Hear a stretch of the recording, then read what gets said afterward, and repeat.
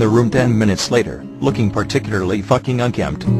Their hair was all over the place, red swollen lips straightening their clothes as they glanced around the room. Brandon got a flash of panic in her eyes as her gaze fell upon Bella's empty seat. Rose and Emmett were present, but too caught up in each other to notice anyone missing. Eventually her gaze slowly wandered to our table, and I could see her fucking huff from all the way across the room. I smirked at her as she made her way to the table with Jez. Jez and I had a conversation on the way to school. It was strictly a bros over hoes speech. I was to keep my fucking mouth shut about what he knew, and he was to save my ass if any castration was going down. He sat across from me at the table, just like always, leaving Brandon the seat next to him, as she glared at me a little. I was guessing the whole grateful bit went out the window when I was discovered to be the boyfriend. She eyed my hand that was hidden under my girl's hair as I caressed her neck softly and took a bite of my cookie. She eyed Bella with a serious expression. "Are you two sleeping together?" she asked bluntly. Bella and I both choked on our bites of cookies simultaneously, coughing up crumbs and turning red. I think I realized first that she meant sex and not actual sleeping, so I shook my head, still trying to clear my airway. My girl was not pleased. I watched as they began shooting each other weird pointed glances, and finally recovering from the choking fit. Brandon shot a dagger at my hand, still rubbing her neck like she didn't want me touching her. Bella narrowed her eyes back.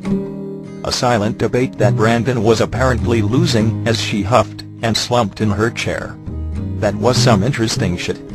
Curious about this odd new development in which Brandon couldn't bitch at me for touching my girl, I leaned my head into Bella's, pressing my nose to the side of her hair, and breathing in with a smile. "Oh, for the love of God," I heard Brandon mutter from her seat. I chuckled into my girl's hair, and pulled back, smirking at Brandon. I really wanted to do more, like kiss her neck right in front of her, and watch her have a fucking coronary. But I never would. It would make Bella uncomfortable, so I settled for the soft stroking of her neck as we ate. Brandon had no trouble settling into our table. She was pretty much the only one talking. Jez, my girl, and I were quiet people. I furrowed my brows at her as she began excitedly discussing Valentine's Day plans with Jez. Poor bastard. That shit was over a month away, and she already had everything planned. And even weirder, Jez didn't seem to really give a shit, watching her vibrate with enthusiasm over the event with a small smile flirting at his lips. Fucking smitten. Somewhere into listening to Brandon bluntly suggest her own Valentine's Day gift and top 3 choices of preferred flower arrangements, I felt a hand on my knee. I looked over at my girl, who was staring intently at the tabletop as she ate with her free hand, and rubbed my knee with her other.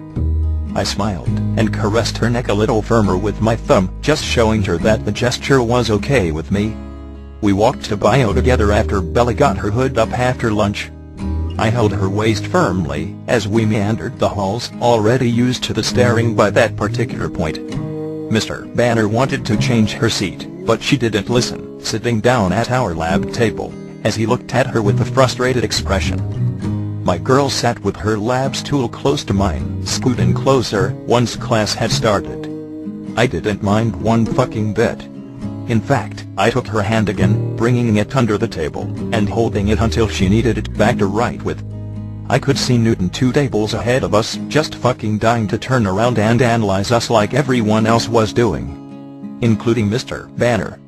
Which seemed a little fucking inappropriate if you ask me.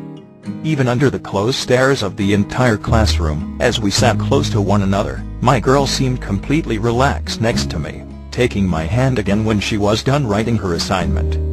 When the bell rang, I waited for everyone else to exit before I led my girl out of the room. I was worried about Jem. I didn't fucking want her going in there.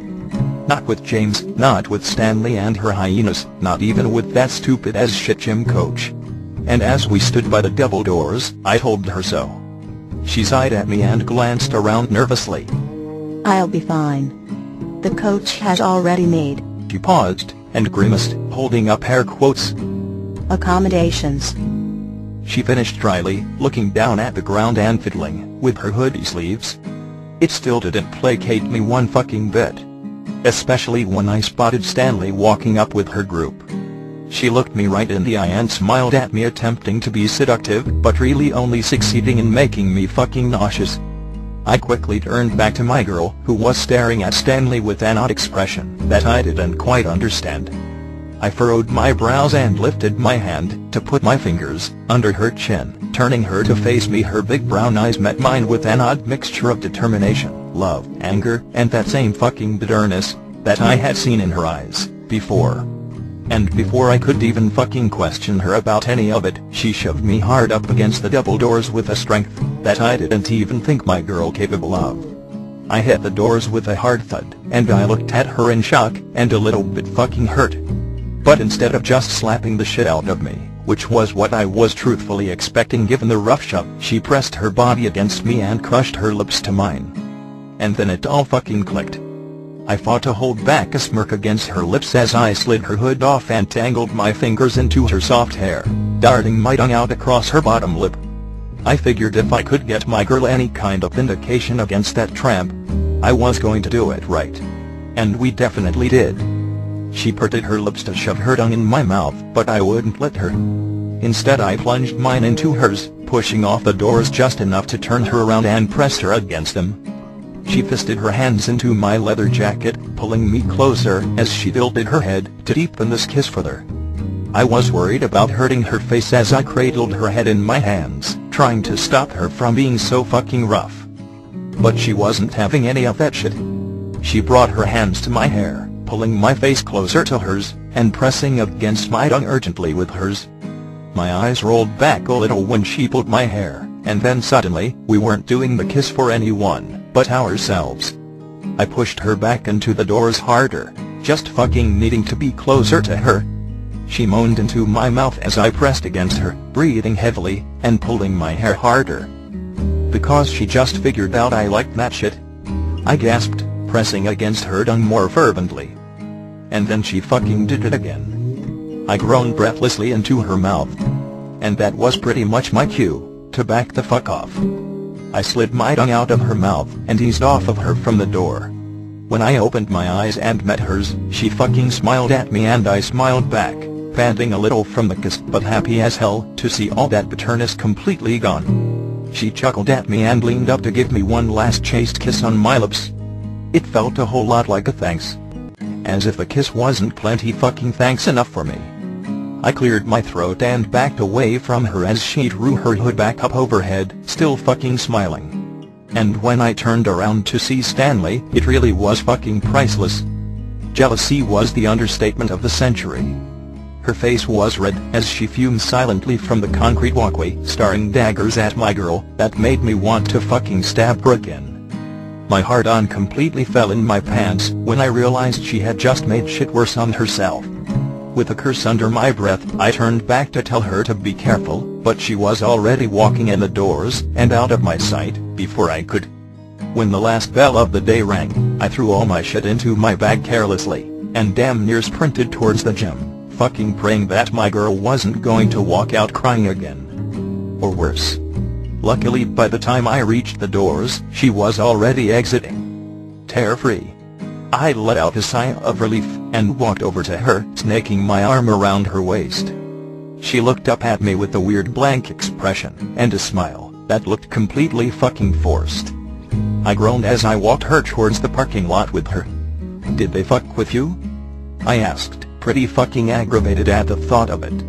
She shook her little head against my shoulder, but didn't say anything, making me think she was probably lying.